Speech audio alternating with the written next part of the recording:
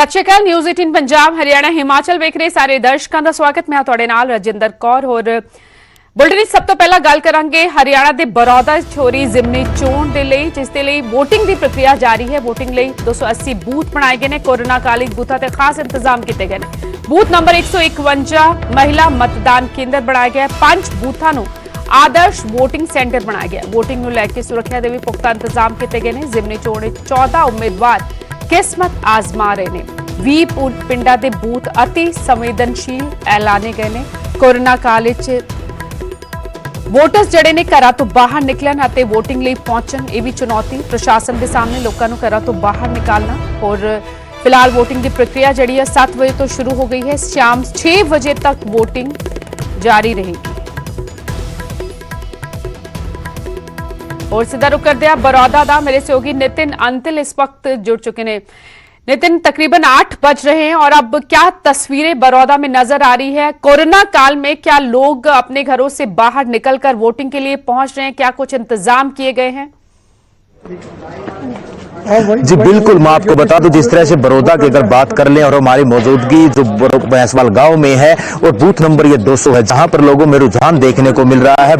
3% अभी तक जो वोटिंग हो चुकी है। और उसके बाद अगर भैंसवाल में बात कर ली जाए इस बूथ की, तो महिलाओं में बहुत ज्यादा रुझान देखने को यहाँ पर मिला है। जो लोग हैं समय से पहले यहाँ पर आ चुके थे, लेकिन कोरोना काल चल रहा है, सोशल डिस्टेंसिंग, मास्क और सैनिटाइजर का यूज किया जा रहा है, तो एक ही मतदाता को अंदर जाने दिया जा रहा है। उसके बाद वो मतदाता बाहर आता है और दूसरा मतदाता अंदर जा रहा है। लाइन लंबी लगी हुई है। तो कुल मिलाकर तो मतदाताओं में अब की बार जागरूकता है और जो प्रशासन की कहें या लोगों की कहें, जागरूकता के कारण मतदाता घरों से निकलकर बूथ तक पहुंच रहे हैं और बहुत अच्छा मतदान अभी तक यहां पर शांतिपूर्ण ढंग से चल रहा है। जी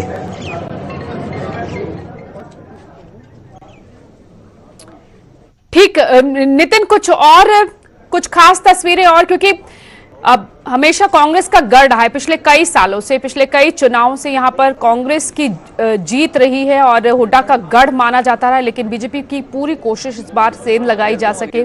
योगेश्वर दत्त को दूसरी बार चुनाव मैदान में उतारा और योगेश्वर दत्त ने कड़ी टक्कर दी थी पिछली बार श्री कृष्ण हुड्डा को। जी बिल्कुल, यह कांग्रेस का और उससे पहले इनेलो का गढ़ रहा है। और अब 3 बार जो लगातार यहाँ श्री कृष्ण हुड्डा एमएलए बने थे। लेकिन जो बीजेपी के लिए सबसे बड़ी चुनौती यही है कि बीजेपी आज तक यहाँ पर खाता नहीं खोल पाई है। और इससे पहले भी योगेश्वर दत्त को यहाँ पर जो टिकट दी गई थी, योगेश्वर दत्त को हार का सामना करना पड़ा था। तो कहीं ना कहीं कांग्रेस का गढ़ है तो भूपेंद्र सिंह हुड्डा, और दीपेंद्र सिंह हुड्डा पूरे चुनाव में यहाँ पर दिखाई दिया और कमान उन्हें खुद अपने हाथों में ली, क्योंकि यहाँ पर भूपेंद्र का बहुत ज्यादा प्रभाव है। उसके साथ बीजेपी के भी मंत्री यहां पर रहे और यहां तक कि सीएम ने खुद रैलियां की। इसके अलावा जेपी दलाल जो कृषि मंत्री है, वो पूरे चुनाव प्रक्रिया में शुरुआत से यहां पर थे। तो कहीं ना कहीं एक विकास का मुद्दा अहम रखा गया। लेकिन जो फिलहाल को माहौल जो बना, तो विपक्ष ने जो किसानों का मुद्दा है, जो किसानों के 3 कानून पास हुए, उनको जो लेकर जो सरकार को घेरा और उसी को एक मुद्दा बनाया और उस मुद्दे को ही रखा और लोगों से वोट देने की अपील की। जी ठीक है नितिन, आपके पास वापस आएंगे और आप खुद का भी ध्यान रखिए, क्योंकि कोरोना अभी खत्म नहीं हुआ है। जैसे कि आप खुद जानकारी दे रहे हैं कि खास इंतजाम कोरोना को देखते हुए किए गए हैं। मास्क जरूर पहनकर रखिए और लोगों को भी अपील की गई है प्रशासन वालों कि खुद अपना ध्यान रखन। हालांकि कोरोना को देखते हुए खास इंतजाम किए गए ने। स्क्रीनिंग तो बाद अंदर जान दिता जा रहा है। जड़े वोटर्स पहुंच रहे हैं और पीपी किट से तुसी वेख रहे हो, जड़े उत्थे चोण अधिकारी ने वो नजर आ रहे हैं, जड़े पोलिंग बूथ से अधिकारी तैनात ने वो भी नजर आ रहे हैं। पीपी किट्स पा के बैठे हुए ने। सुरक्षा के खास इंतजाम किए गए ने। बरौदा जिमनी चोण जड़ी अज वोटिंग होनी है, उसके नतीजे आने 10 नवंबर ਨੂੰ मंगलवार नतीजे आ जाएंगे। साफ हो जाएगा कि बरौदा चौधर किसती रहती है। हालांकि हाले तक भूपेंद्र सिंह हुड्डा का गढ़ मनिया जाता रहा है। कांग्रेस का इत्थे दबदबा रहा। हालांकि पिछली बार योगेश्वर दत्त जड़े कि बीजेपी उम्मीदवार सन, उन्होंने कड़ी टक्कर दी सी कांग्रेस के उम्मीदवार नूं। सिर्फ महज 5000 तो कुछ वध वोटां दे फर्क दे नाल जिते सन श्री कृष्ण हुड्डा। एक बार फिर योगेश्वर दत्त कांग्रेस उम्मीदवार नूं कड़ी टक्कर दे सकते हैं। अगली खबर तो रुक करते हैं। कॉमरेड बलविंदर सिंह कतल केस से नाल जुड़ी एक बड़ी खबर आ रही है। पुलिस ने 4 लोगों को हिरासत में लिया। सूत्रों मुताबिक ये जानकारी मिल रही। मुलजमा तो पूछगिछ कर रही है पुलिस। हरीके पत्तन चो मोटरसाइकिल ते पार्ट्स भी बरामद किए गए।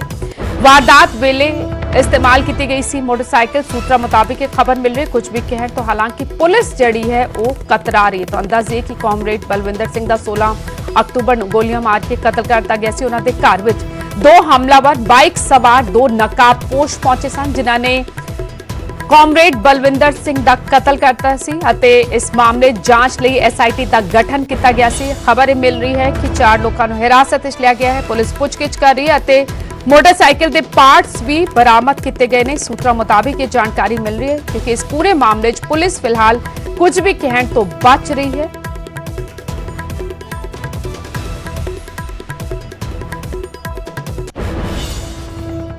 ਅੱਗੇ ਵਧਿਆ ਹੁਸ਼ਿਆਰਪੁਰ ਵਿੱਚ ਖਾਲਿਸਤਾਨ ਦੇ ਨਾਂ ਤੇ ਸ਼ਰਾਰਤ ਹੋਈ। ਸਾਈਨ ਬੋਰਡ ਤੇ ਖਾਲਿਸਤਾਨ ਦੇ ਨਾਰੇ ਲਿਖੇ ਮਿਲੇ। ਹੁਸ਼ਿਆਰਪੁਰ ਦੇ ਉੜਮੁੜ ਟਾਂਡਾ ਵਿੱਚ ਇਹ ਨਾਰੇ ਲਿਖੇ ਮਿਲੇ। ਸੂਚਨਾ ਮਿਲਣ ਤੇ ਪੁਲਿਸ ਮੌਕੇ ਤੇ ਪਹੁੰਚੀ ਅਤੇ ਇਹ ਨਾਰੇ ਹਟਾਏ ਗਏ।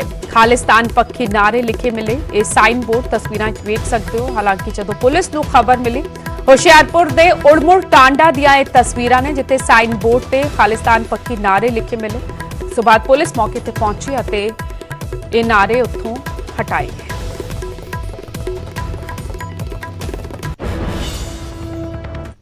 ਹੁਣ ਗੱਲ ਕਰਾਂਗੇ ਕਿਸਾਨਾਂ ਦੇ ਖੇਤੀ ਕਾਨੂੰਨਾਂ ਖਿਲਾਫ ਹੁਣ ਕਿਸਾਨ ਵੱਡੇ ਐਕਸ਼ਨ ਦੀ ਤਿਆਰੀ ਵਿੱਚ ਨੇ। ਦਿੱਲੀ ਵਿੱਚ ਕਿਸਾਨ ਜਥੇਬੰਦੀਆਂ ਦੀ ਅੱਜ ਮੀਟਿੰਗ ਹੋਣ ਜਾ ਰਹੀ ਹੈ। ਦੇਸ਼ ਭਰ ਦੀਆਂ ਕਿਸਾਨ ਜਥੇਬੰਦੀਆਂ ਦੇ ਨੁਮਾਇੰਦੇ ਇਸ ਵਿੱਚ ਸ਼ਾਮਿਲ ਹੋਣਗੇ। ਗੁਰਦੁਆਰਾ ਰਕਾਬਗੰਜ ਸਾਹਿਬ ਵਿੱਚ ਮੀਟਿੰਗ ਹੋਏਗੀ। ਦੇਸ਼ ਵਿਆਪੀ ਅੰਦੋਲਨ ਦੀ ਰਣਨੀਤੀ ਤੈਅ ਹੋਏਗੀ। 5 ਨਵੰਬਰ ਨੂੰ ਭਾਰਤ ਬੰਦ ਦਾ ਕਿਸਾਨਾਂ ਨੇ ਸੱਦਾ ਦਿੱਤਾ ਹੋਇਆ ਹੈ। ਕੇਂਦਰ ਖੇਤੀ ਕਾਨੂੰਨ ਵਾਪਸ ਲਏ। ਲਗਾਤਾਰ ਕਿਸਾਨ ਇਹ ਮੰਗ ਕਰ ਰਹੇ ਨੇ।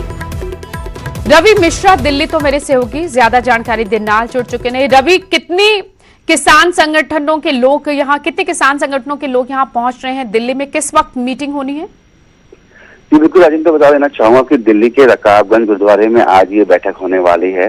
तकरीबन 11 बजे ये बैठक की शुरुआत होगी और इस बैठक में बात करें जम्मू कश्मीर से लेकर केरल तक, उत्तर प्रदेश, मध्य प्रदेश, राजस्थान, हरियाणा, पंजाब, तमाम किसान नेता यहाँ पहुंचेंगे और इस बैठक में रणनीति तय की जानी है कि जो 5 तारीख को चक्का जाम होना है उस चक्का जाम को किस तरीके से देशव्यापी आंदोलन को मजबूत करना है और आगामी 26 तारीख को जो दिल्ली चलो का आह्वान है उसमें किस तरीके से मजबूती देनी है।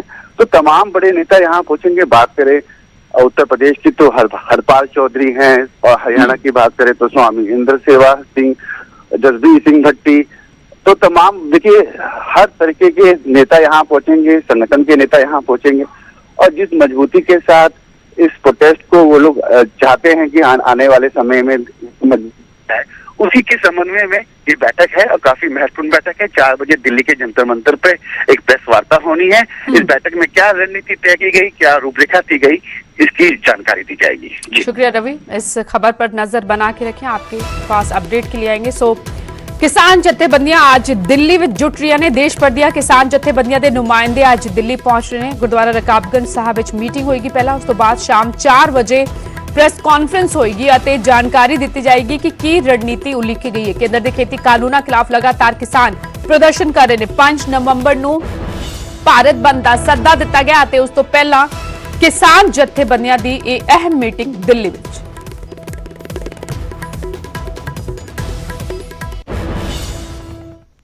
ਅੱਗੇ ਵਧਿਆ ਮਾਨਸਾ ਦੇ ਪਿੰਡ ਜੋਗਾ 'ਚ ਕਿਸਾਨਾਂ ਨੇ ਸਰਕਾਰੀ ਅਫਸਰਾਂ ਦਾ ਘਿਰਾਵ ਕਰਕੇ ਪ੍ਰਦਰਸ਼ਨ ਕੀਤਾ। ਦਰਅਸਲ ਇਹ ਆਫੀਸਰ ਪਰਾਲੀ ਸਾੜਨ ਦੇ ਮਾਮਲੇ 'ਚ ਗਿਰਦਾਵਰੀ ਕਰਨ ਪਹੁੰਚੇ ਸਨ। ਕਿਸਾਨਾਂ ਨੇ ਰੋਸ ਜਤਾਇਆ ਕਿ ਸਾਧਨ ਮਹਿੰਗੇ ਹੋਣ ਕਾਰਨ ਉਹਨਾਂ ਨੂੰ ਮਜਬੂਰਨ ਪਰਾਲੀ ਸਾੜਨੀ ਪੈਂਦੀ ਹੈ। ਉਧਰੋਂ ਕੇਂਦਰ ਨੇ ਕੋਈ ਹੱਲ ਕੱਢਣ ਦੀ ਬਜਾਏ ਕਿਸਾਨਾਂ ਤੇ ਹੀ 1 ਕਰੋੜ ਦਾ ਜੁਰਮਾਨਾ ਲਾ ਦਿੱਤਾ ਹੈ। ਕਿਸਾਨਾਂ ਨੇ ਚੇਤਾਵਨੀ ਦਿੱਤੀ ਹੈ ਕਿ ਜੁਰਮਾਨਾ ਭਾਵੇਂ ਕਿੰਨਾ ਵੀ ਕਿਉਂ ਨਾ ਹੋਏ ਉਹ ਹਰ ਹਾਲ ਵਿੱਚ ਪਰਾਲੀ ਸਾੜਨਗੇ। ਅਸੀਂ ਸਰਕਾਰ ਨੂੰ ਕਈ ਵਾਰੀ ਬੇਨਤੀਆਂ ਕਰ ਚੁੱਕੇ ਹਾਂ, ਪੰਜਾਬ ਸਰਕਾਰ ਨੂੰ ਵੀ ਇਹਦਾ ਕੋਈ ਹੱਲ ਲੱਭਿਆ ਜਾਵੇ, ਪਰ ਸਰਕਾਰ ਹੱਲ ਕਰਨ ਦੀ ਬਜਾਏ ਸਾਡੇ ਧੱਕੇ ਤੇ ਧੱਕਾ ਮਾਰ ਕੇ ਸਾਡੇ ਤੇ ਮਤਲਬ ਅਤਿਆਚਾਰ ਕਰ ਰਹੀ ਹੈਗੀ। ਕਿਸਾਨ ਨੂੰ ਪਰਾਲੀ ਮਚਾਉਣ ਤੋਂ ਬਗੈਰ ਕੋਈ ਹੱਲ ਹੀ ਨਹੀਂ। ਜਾਂ ਅਸੀਂ ਇਹਨਾਂ ਨੂੰ ਕਿਹਾ ਵੀ ਸਾਡਾ ਕੋਈ ਸਾਨੂੰ 200 ਰੁਪਇਆ ਕੁਆਟਲ ਜਾਂ 6000 ਰੁਪਇਆ ਕਿੱਲੇ ਮਗਰ ਦੇਵੋ, ਥਾਂ ਦੱਸੋ, ਅਸੀਂ ਉੱਥੇ ਛੱਟਣ ਨੂੰ ਤਿਆਰ ਹਾਂ। ਸਾਡਾ ਕੋਈ ਇਹ ਜੀ ਨਹੀਂ ਕਰਦਾ ਵੀ ਅਸੀਂ ਪਰਾਲੀ ਨੂੰ ਅੱਗ ਲਾ ਕੇ ਵਾਤਾਵਰਨ ਖਰਾਬ ਕਰੀਏ। ਇੱਥੇ ਕਿੰਨੀਆਂ ਹੋਰ ਚੀਜ਼ਾਂ ਨੇਗੀਆਂ, ਸਰਕਾਰ ਉਹਨਾਂ ਵੱਲ ਵੀ ਧਿਆਨ ਦੇਵੇ। ਇਹਦਾ ਸਿਰਫ 8-7% ਧੂੰਆਂ ਵਾਤਾਵਰਨ ਖਰਾਬ ਕਰ। ਮਾਨਸਾ ਤੋਂ ਇਲਾਵਾ ਮੋਗਾ ਤੋਂ ਵੀ ਤਸਵੀਰਾਂ ਸਾਹਮਣੇ ਆਈਆਂ ਜਿੱਥੇ ਪਰਾਲੀ ਸਾੜੀ ਜਾ ਰਹੀ ਸੀ। ਮੋਗਾ ਦੇ ਕਈ ਇਲਾਕਿਆਂ ਤੋਂ ਅਜਿਹੀਆਂ ਤਸਵੀਰਾਂ ਆਈਆਂ ਜਿੱਥੇ ਕਿਸਾਨ ਪਰਾਲੀ ਸਾੜਦੇ ਨਜ਼ਰ ਆਏ। ਸਰਕਾਰ ਦੀ ਮਨਾਹੀ ਦੇ ਬਾਵਜੂਦ ਲਗਾਤਾਰ ਕਿਸਾਨ ਪਰਾਲੀ ਸਾੜ ਰਹੇ ਨੇ ਤੇ ਪਰਾਲੀ ਸਾੜਨ ਨੂੰ ਆਪਣੀ ਮਜਬੂਰੀ ਦੱਸ ਰਹੇ ਨੇ। ਕਿਸਾਨ ਸਾਫ਼ ਇਹ ਕਹਿ ਚੁੱਕੇ ਨੇ ਕਿ ਪਰਾਲੀ ਨੂੰ ਸਾਂਭਣ ਦਾ ਖਰਚਾ ਉਹ ਚੁੱਕ ਨਹੀਂ ਸਕਦੇ। ਜੇ ਸਰਕਾਰ ਕੁਝ ਆਰਥਿਕ ਮਦਦ करे, बोनस दे, प्रति एकड़ 200 रुपए मुआवजा मांग रहे हैं पिछले कई सालों तो किसान, लेकिन हाले तक मुआवजे की कोई तजवीज नहीं रखी गई है, जिसके चलते किसान बजिद ने पराली साड़न ली।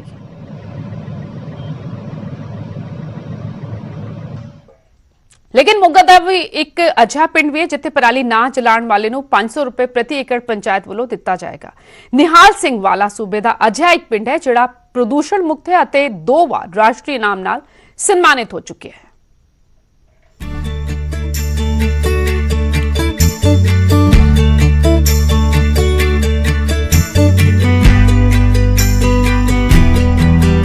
ਮੋਗਾ ਦਾ ਪਿੰਡ ਨਿਹਾਲ ਸਿੰਘ ਵਾਲਾ ਜਿਹੜਾ ਵਿਕਾਸ ਦੇ ਕੰਮਾਂ ਕਰਕੇ ਪੂਰੇ ਸੂਬੇ 'ਚ ਮਸ਼ਹੂਰ ਹੈ। ਜੀ ਹਾਂ, ਅਜਿਹਾ ਪਿੰਡ ਜਿੱਥੇ ਪਿੰਡ ਦੇ ਸਰਪੰਚ ਨੇ ਪਿੰਡ ਨੂੰ ਪਲਾਸਟਿਕ ਮੁਕਤ ਕੀਤਾ ਤੇ ਨੌਜਵਾਨਾਂ ਦੀ ਸਹਾਇਤਾ ਦੇ ਨਾਲ ਪਿੰਡ ਦੇ ਗੰਦੇ ਪਾਣੀ ਨੂੰ ਖੇਤੀ ਦੀ ਸਿੰਚਾਈ ਲਈ ਵਰਤਿਆ। ਦਰਅਸਲ ਕਿਸਾਨਾਂ ਦੀ ਮਜਬੂਰੀ ਨੂੰ ਵੇਖਦੇ ਹੋਏ ਸਰਪੰਚ ਨੇ 5 ਲੱਖ ਦੇ ਔਜ਼ਾਰ ਖਰੀਦੇ ਤਾਂ ਕਿ ਪਰਾਲੀ ਦਾ ਨਿਪਟਾਰਾ ਕੀਤਾ ਜਾ ਸਕੇ ਤੇ ਮਸ਼ੀਨਰੀ ਕੋਈ ਵੀ ਕਿਸਾਨ ਬਿਨਾਂ ਕਿਸੇ ਕੀਮਤ ਦੇ ਵਰਤ ਸਕਦਾ ਹੈ। ਸਰਕਾਰਾਂ ਕਾਨੂੰਨ ਤਾਂ ਬਣਾ ਰਹੀਆਂ ਪਰ ਸਰਕਾਰਾਂ ਕਿਸਾਨ ਦੀ ਬਾਹ ਨਹੀਂ ਫੜ ਰਹੀਆਂ। ਰਣਸੀਂਹ ਕਲਾਂ ਦੀ ਜਿਹੜੀ ਗ੍ਰਾਮ ਪੰਚਾਇਤ ਹੈ ਕਿਸਾਨਾਂ ਦੀ ਪੰਚਾਇਤ ਆ, ਇਹ ਕਿਸਾਨਾਂ ਦੀ ਅਧਿਆਇਸ਼ੀ ਪੰਚਾਇਤ ਆ, ਇਹ ਕਿਸਾਨਾਂ ਦੀ ਹਮਦਰ ਪੰਚਾਇਤ ਆ ਤੇ ਕਿਸਾਨਾਂ ਲਈ ਕੰਮ ਕਰਨ ਵਾਲੀ ਪੰਚਾਇਤ ਆ। 5 ਲੱਖ ਰੁਪਏ ਦੇ ਸੰਦ ਲਿਆਂਦੇ ਕਿਸਾਨਾਂ ਨੂੰ ਫ੍ਰੀ ਬਿਨਾਂ ਕਿਰਾਏ ਤੋਂ ਉਹ ਆਪਣੀ ਕਣਕ ਦੀ ਬਿਜਾਈ ਕਰਨ ਲਈ ਦਿੱਤੇ ਗਏ ਤੇ ਤਾਂ ਜੋ ਝੋਨੇ ਦੀ ਪਰਾਲੀ ਨੂੰ ਅੱਗ ਨਾ ਲਾਉਣ ਕਿਸਾਨ। ਅਸੀਂ ਸੂਬਾ ਸਰਕਾਰ ਤਾਂ ਨਹੀਂ, ਆਪਣੇ ਪਿੰਡ ਦੀ ਛੋਟੀ ਸਰਕਾਰ ਆ, ਸਾਡੇ ਕੋਲੇ ਕੋਈ ਬਹੁਤੇ ਸੋਰਸ ਨਹੀਂ। ਅਸੀਂ ਇਹ ਸਕੀਮ ਸ਼ੁਰੂ ਕੀਤੀ ਹੈ ਕਿ ਜਿਹੜੇ ਕਿਸਾਨ ਕੋਲੇ 2 ਏਕੜ ਜਾਂ 2 ਏਕੜ ਤੋਂ ਘੱਟ ਜ਼ਮੀਨ ਆ ਉਹਦੇ ਖੇਤ ਵਿੱਚ ਪਰਾਲੀ ਨੂੰ ਅੱਗ ਨਹੀਂ ਲਾਊਗਾ, ਅਸੀਂ ਉਹਨਾਂ ਕਿਸਾਨਾਂ ਨੂੰ 500 ਰੁਪਇਆ ਪ੍ਰਤੀ ਏਕੜ ਦੇ ਹਿਸਾਬ ਨਾਲ ਉਹਨਾਂ ਦੇ ਖਾਤਿਆਂ ਵਿੱਚ ਪਾਵਾਂਗੇ। ਕਿਸਾਨਾਂ ਨੂੰ ਗ੍ਰਾਮ ਪੰਚਾਇਤ ਰਣਸੀਂਹ ਕਲਾਂ ਵੱਲੋਂ ਫਾਰਮ ਵੀ ਵੰਡੇ ਜਾ ਰਹੇ ਆ, ਜਿਹੜੇ ਭਰਨ ਤੋਂ ਬਾਅਦ ਅਸੀਂ ਤਸਦੀਕ ਕਰਾਂਗੇ, ਚੈੱਕ ਕਰਕੇ ਆਵਾਂ ਖੇਤ ਦੇ ਵਿੱਚ ਕਿ ਵਾਕਿਆ ਇਹਨਾਂ ਕਿਸਾਨਾਂ ਨੇ ਅੱਗ ਨਹੀਂ ਲਾਈ, ਅਸੀਂ ਉਹਨਾਂ ਕਿਸਾਨਾਂ ਦੀ ਮਦਦ ਕਰਾਂਗੇ। ਕਿਸਾਨ ਵੀ ਪੰਚਾਇਤ ਦੀ ਪਹਿਲ ਕਦਮੀ ਤੋਂ ਖੁਸ਼ ਨੇ ਤੇ ਪਿਛਲੇ 2 ਸਾਲਾਂ ਤੋਂ ਬਿਨਾਂ ਪਰਾਲੀ ਸਾੜੇ ਖੇਤੀ ਕਰ ਰਹੇ ਨੇ, ਜਿਸ ਨਾਲ ਫਸਲ ਦਾ ਝਾੜ ਵੀ ਜ਼ਿਆਦਾ ਮਿਲ ਰਿਹਾ ਹੈ। ਕਮ ਸੇ ਕਮ 35-36 ਏਕੜ ਦੀ ਖੇਤੀ ਕਰਦੇ ਹਾਂ, ਜਿਹਦੇ ਵਿੱਚ ਅਸੀਂ 3 ਸਾਲ ਤੋਂ ਲੈ ਕੇ ਕਦੇ ਵੀ ਅੱਗ ਨਹੀਂ ਲਾਈ। ਜਿਹੜੇ ਸੰਦ ਆ ਉਹ ਸਾਡੀ ਗ੍ਰਾਮ ਪੰਚਾਇਤ ਨੇ 5 ਲੱਖ ਰੁਪਏ ਲਾ ਕੇ ਲਿਆਂਦੇ ਸੀਗੇ, ਉਸ ਦੀ ਵਜ੍ਹਾ ਨਾਲ ਲੋਕਾਂ ਨੂੰ ਉਤਸ਼ਾਹ ਪੈਦਾ ਹੋਇਆ ਵੀ ਅੱਗ ਨਾ ਲਾਈ ਜਾਵੇ। ਆਲੂ ਵੀ ਅਸੀਂ ਲਾਉਣੇ 3 ਸਾਲ ਹੋ ਗਏ, ਪਲਾਓ ਹਲ ਲਿਆਂਦੇ ਸੀ, ਉਹਨਾਂ ਨਾਲ ਪਲਟਾ ਕੇ ਤੇ ਬਸ ਵਿੱਚੇ ਪਰਾਲੀ ਦੇ ਆਲੂ ਲਾ ਦਿੰਦੇ, ਆਲੂਆਂ ਦਾ ਝਾੜ ਵੀ ਵੱਧ ਹੁੰਦਾ। ਸਾਫ਼ ਤੌਰ ਤੇ ਕਹਿਣਾ ਹੈ ਕਿ ਸੂਬਾ ਸਰਕਾਰ ਤਾਂ ਨਹੀਂ, ਲੇਕਿਨ ਸਾਡੇ ਪਿੰਡ ਦੀ ਛੋਟੀ ਸਰਕਾਰ ਤਾਂ ਹੈ, ਜਿਹਦੇ ਲਈ ਅਸੀਂ ਆਪਣੇ ਛੋਟੇ ਫੈਸਲੇ ਤਾਂ ਲੈ ਸਕਦੇ ਹਾਂ। ਇਸੇ ਕਰਕੇ ਹੀ ਪਿੰਡ ਦੀ ਪੰਚਾਇਤ ਨੇ ਇੱਕ ਫੈਸਲਾ ਲਿੱਤਾ ਕਿ ਪਿੰਡ ਨੂੰ ਪ੍ਰਦੂਸ਼ਣ ਰਹਿਤ ਕਰਨ ਲਈ ਪਿੰਡ ਦੇ 2 ਏਕੜ ਜਾਂ 2 ਏਕੜ ਤੋਂ ਘੱਟ ਵਾਲੇ ਕਿਸਾਨਾਂ ਨੂੰ ਹੈ 500 ਰੁਪਇਆ ਪ੍ਰਤੀ ਏਕੜ ਉਹਨਾਂ ਨੂੰ ਦਿੱਤਾ ਜਾਵੇ, ਜਿਹੜੇ ਆਪਦੇ ਖੇਤਾਂ ਦੇ ਵਿੱਚ ਪਰਾਲੀ ਨੂੰ ਅੱਗ ਨਹੀਂ ਲਾਉਣਗੇ। ਅਗਰ ਇਸ ਤਰ੍ਹਾਂ ਦੇ ਫੈਸਲੇ ਹੀ ਪੰਚਾਇਤਾਂ ਲੈਣ ਤਾਂ ਕਿਤੇ ਨਾ ਕਿਤੇ ਸਾਡਾ ਪੰਜਾਬ ਹੈ ਪ੍ਰਦੂਸ਼ਣ ਮੁਕਤ ਹੋ ਜਾਏਗਾ। ਲੇਕਿਨ ਨਾਲ ਸਰਪੰਚ ਦਾ ਇਹ ਵੀ ਕਹਿਣਾ ਹੈ ਕਿ ਸਰਕਾਰਾਂ ਵਾਅਦੇ ਤਾਂ ਕਰਦੀਆਂ, ਸਰਕਾਰਾਂ ਜੁਰਮਾਨੇ ਤਾਂ ਲਾਉਂਦੀਆਂ, ਲੇਕਿਨ ਕਿਸਾਨ ਦੀ ਬਾਹ ਨਹੀਂ ਫੜਦੀਆਂ। ਦੀਪਕ ਸਿੰਘਲਾ, ਨਿਊਜ਼ 18। ਅੱਗੇ ਵਧਦੇ ਹਾਂ। ਫਰੀਦਕੋਟ ਦਾ ਗੁਰੂ ਗੋਬਿੰਦ ਸਿੰਘ ਮੈਡੀਕਲ ਹਸਪਤਾਲ ਇੱਕ ਵਾਰ ਫਿਰ ਸਵਾਲਾਂ ਦੇ ਘੇਰੇ 'ਚ। ਇਸ ਵਾਰ ਹਸਪਤਾਲ ਪ੍ਰਸ਼ਾਸਨ ਵੱਲੋਂ ਜੋ ਲਾਪਰਵਾਹੀ ਵਰਤੀ ਗਈ ਉਸਨੇ ਤਾਂ ਆਮ ਇਨਸਾਨਾਂ ਦੇ ਨਾਲ ਮ੍ਰਿਤਕ ਮਰੀਜ਼ਾਂ ਦੀ ਆਤਮਾ ਤੱਕ ਨੂੰ ਝੰਜੋੜ ਕੇ ਰੱਖ ਦਿੱਤਾ ਹੈ।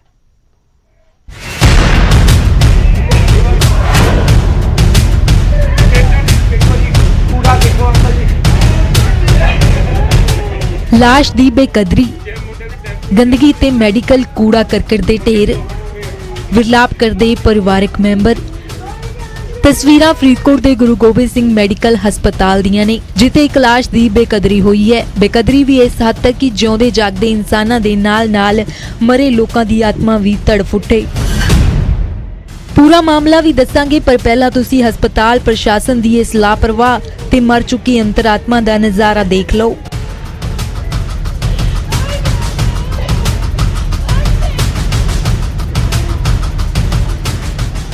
ਇਹ ਲਾਸ਼ ਹੈ 26 ਸਾਲਾ ਆਕਾਸ਼ਦੀਪ ਦੀ, ਜੋ ਦੇਰ ਰਾਤ ਆਪਣੇ ਦੋਸਤਾਂ ਦੇ ਨਾਲ ਘਰੋਂ ਬਾਹਰ ਗਿਆ ਸੀ। ਦੇਰ ਰਾਤ ਤੱਕ ਘਰ ਨਾ ਪਰਤਿਆ ਤਾਂ ਪਰਿਵਾਰ ਵਾਲਿਆਂ ਨੂੰ ਖਬਰ ਮਿਲੀ ਕਿ ਆਕਾਸ਼ਦੀਪ ਨੂੰ ਗੁਰੂ ਗੋਬਿੰਦ ਸਿੰਘ ਹਸਪਤਾਲ 'ਚ ਭਰਤੀ ਕਰਵਾਇਆ ਗਿਆ। परिवार वाले हस्पताल पुजे तो उन्होंने पैरों हेठों जमीन खिसक गई। सामने जवान पुत की लाश जो पई सी, लाश भी अजे हालातां 'च कि परिवार ने सोचिया भी नहीं होना। एक तां पुत की मौत का दर्द ते दूजा पुत की लाश नाल इन्नी बेकदरी, कोई सोच भी नहीं सकता कि मापियां दे दिल उत्ते की बीत रही होवेगी। यारों दोस्तों ने कहा शाम को फोन किया, फोन नहीं मिल रहा सीगा। फिर असीं लभदे वगैरह रहे, किसी का फोन आया ऐ करके तुहाडा बेटा जिहड़ा वो अनकॉन्शियस है, मैडिकल च है। असीं मैडिकल आए है जदों ते असीं पुछण लग पे ते मैं बॉडी इत्थे पई वेखी ते मैं मूँह चक के वेखिया, मैनूं पता लग गया मेरा भरा ही है। तो सानूं ये बड़ा दुख होया भी साडी बॉडी साਂਭਣ ਦੀ बजाय ਜਾਂ ਮੋਰਚਰੀ 'ਚ ਰੱਖ ਦਿੰਦੇ ਵੀ ਇੱਥੇ ਕਿਉਂ ਰੱਖੀ ਹੈ। ਅਸੀਂ ਕਿਹਾ ਵੀ ਤੁਸੀਂ ਇਹ ਦੱਸੋ ਵੀ ਆ ਗੰਦ ਦੇ ਵਿੱਚ ਕਿਉਂ ਕੀਤਾ, ਇੱਥੇ ਤੁਸੀਂ ਉੱਥੇ ਰਹਿੰਦੇ ਜਿੱਥੇ ਬੈੱਡ ਤੇ ਤੁਹਾਨੂੰ ਲੈ ਕੇ ਦਾਖਲ ਕੀਤਾ ਇਹਨਾਂ ਨੇ, ਤੇ ਉਹ ਕੋਈ ਗੱਲ ਨਹੀਂ ਕਹਿੰਦੇ ਜਿਹਦੀ ਡਿਊਟੀ ਸੀ ਪਹਿਲਾਂ 8 ਵਜੇ ਤੋਂ ਪਹਿਲਾਂ ਡਿਊਟੀ ਸੀ ਉਹਨਾਂ ਨਾਲ ਗੱਲ ਕਰੋ, ਕਹਿੰਦੇ ਵੇਸਟੇਜ ਸਾਰੀ ਇੱਥੇ ਸਿੱਟਦੇ ਜੀ ਮਹਿਕਮੇ ਵਾਲੇ ਜੀ। ਅਸੀਂ ਪ੍ਰਸ਼ਾਸਨ ਤੋਂ ਮੰਗ ਕਰਦੇ ਹਾਂ ਵੀ ਆ ਇਹਨਾਂ ਤੇ ਕਾਰਵਾਈ ਕੀਤੀ ਜਾਵੇ ਮੈਡੀਕਲ ਵਾਲਿਆਂ ਦੇ।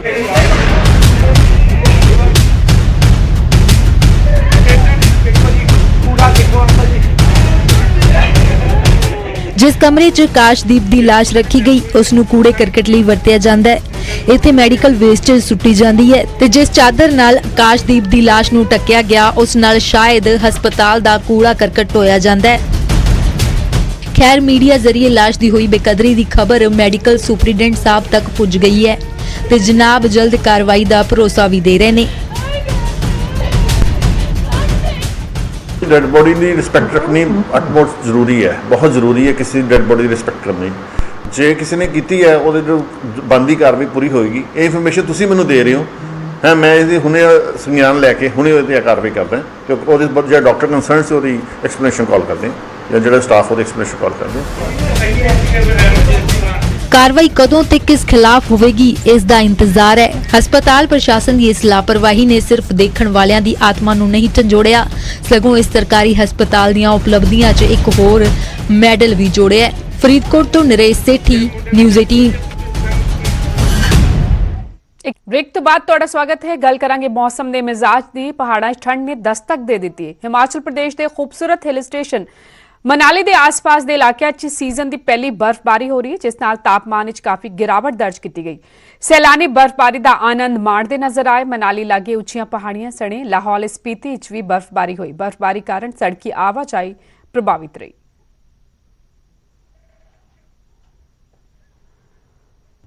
उधर किन्नौर विच भी सीजन की पहली बर्फबारी हुई। उच्चे इलाकों च बर्फ पई तां हेठले इलाकों च जबरदस्त मींह पिया, जिसकी वजह कारण तापमान विच गिरावट आई है। बर्फबारी नाल किन्नौर के किसान अते बागवान बेहद खुश नजर आ रहे हैं और पहाड़ां 'च हो रही बर्फबारी अते मींह ने मैदानी इलाकों विच भी ठंड वधा दित्ती है। और ये दो तस्वीरां मनाली अते किन्नौर दियां तुसीं वेख रहे हो। बेहद खूबसूरत मनाली टूरिस्ट प्लेस नज़र आ रहा है। वड्डी गिणती सैलानी पहुंच भी रहे हैं इत्थे और सीजन की पहली बर्फबारी दियां ये तस्वीरां ने। दूजे पासे किन्नौर विच भी तुसीं वेख सकते हो किस तरह मौसम ने करवट लई है। कुछ इलाकों जबरदस्त मींह भी पिया और पहाड़ी इलाकों हो रही बर्फबारी अते मींह कारण मैदानी इलाकों विच भी ठंड वध गई है।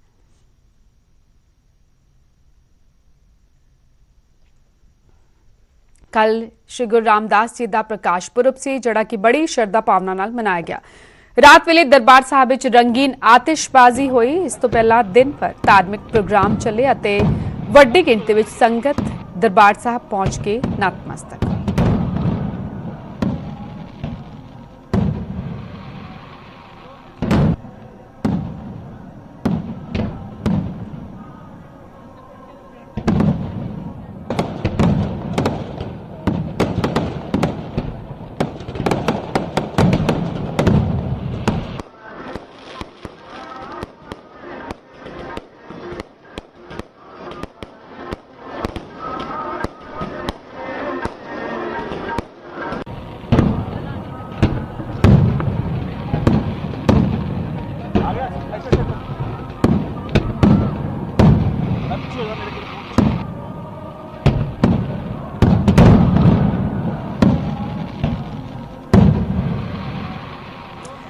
ਹੋਰ ਇਹ ਤਸਵੀਰਾਂ ਚੌਥੀ ਪਾਤਸ਼ਾਹੀ ਸ਼੍ਰੀ ਗੁਰੂ ਰਾਮਦਾਸ ਜੀ ਦਾ ਕੱਲ ਪ੍ਰਕਾਸ਼ ਪੁਰਬ ਸੀ। ਵੱਡੀ ਗਿਣਤੀ ਵਿੱਚ ਸੰਗਤ ਦਰਬਾਰ ਸਾਹਿਬ ਪਹੁੰਚ ਕੇ ਨਤਮਸਤਕ ਹੋਈ।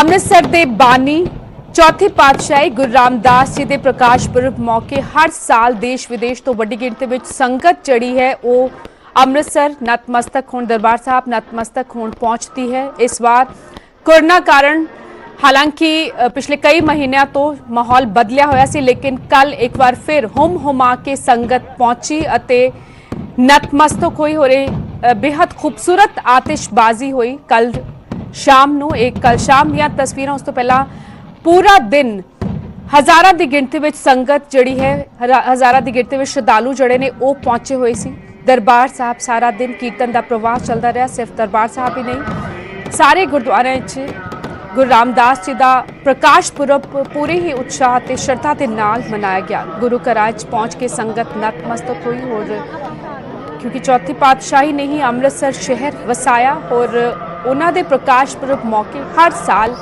ਅਜਿਹਾ ਹੀ ਨਜ਼ਾਰਾ ਦਰਬਾਰ ਸਾਹਿਬ ਦਾ ਨਜ਼ਰ ਆਉਂਦਾ ਹੈ। और ਇਹ ਕੱਲ੍ਹ ਦੀ ਤਸਵੀਰਾਂ ਜਦੋਂ ਦਰਬਾਰ ਸਾਹਿਬ ਵਿਖੇ ਅਲੌਕਿਕ ਆਤਿਸ਼ਬਾਜ਼ੀ ਕੀਤੀ ਗਈ, ਰੋਸ਼ਨੀਆਂ ਦੇ ਨਾਲ ਨਹਾਇਆ ਹੋਇਆ। ਰੋਸ਼ਨੀਆਂ बेहद खूबसूरत सजावट की गई सी, फुल्लां दे नाल सजावट की गई सी। देश विदेश तो फुੱਲ मंगवाए गए सन ਅਤੇ फुੱਲਾਂ ਦੇ ਨਾਲ ਦਰਬਾਰ ਸਾਹਿਬ ਨੂੰ ਸਜਾਇਆ ਗਿਆ ਸੀ।